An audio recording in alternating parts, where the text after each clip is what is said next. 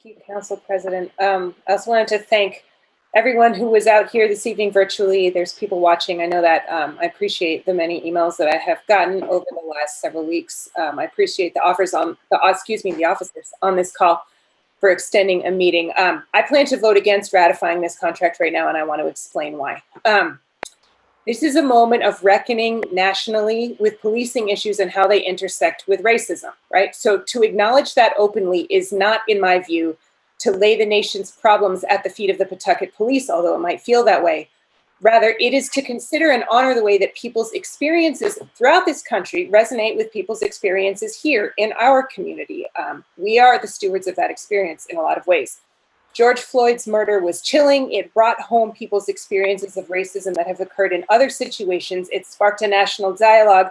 These high school kids, put together a march of 12,000 people a couple weekends ago. When I was that age, I was like bunking geometry class, right?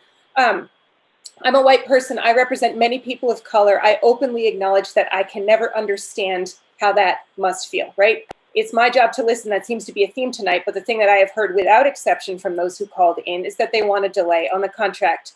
So this is an opportunity for us, Pawtucket lawmakers, Pawtucket community, the Pawtucket police force, to consider what public safety means here in Pawtucket and if and how we need to do it differently, right? So the input that we've received very clearly indicates to me that this community is ready to have a conversation. That's why I proposed a summit last week, whenever that was, to do some structured listening. I really appreciate the chief's letter, but this is why I don't feel comfortable approving any contract until we have done that listening. So we need to think about the contract in the context of everything else that's happening right now. And as many people have pointed out, the world looks really different from when it was negotiated, right? And as a side note, I'm in union leadership myself. I know how long contracts take to negotiate. Ours is totally up in the air because of COVID. It's a delay, it's frustrating, and nonetheless, I think the moment really demands it. There's a sociologist at Brookings, a gentleman named Dr. Rashon Ray, who studies policing. So his research and the many conversations that I've had in the past 2 weeks stress a couple of things. Police officers are overworked, they're underpaid, they are overstressed. They are functionally handed everything that the rest of society has decided that we don't want to deal with or fund, including mental illness, landlord-tenant issues, disputes between parents and children, to name but a few.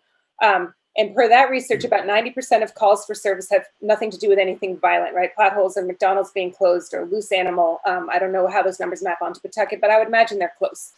And the idea here is that many problems that the police are saddled with may be better handled with people with different skill sets.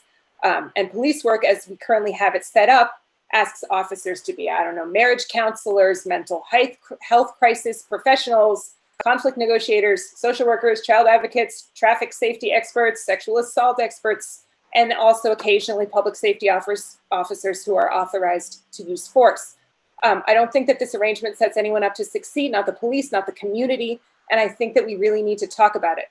So about this contract, right? The contract was, I believe, approved by both parties back in February. Someone can correct me if the month is wrong. In either case, it was some months ago.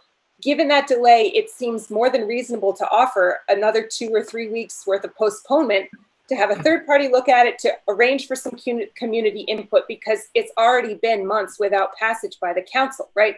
So there are 2 reasons for that request. The first is that any budget this big has big financial implications, and COVID is coming for our city budget.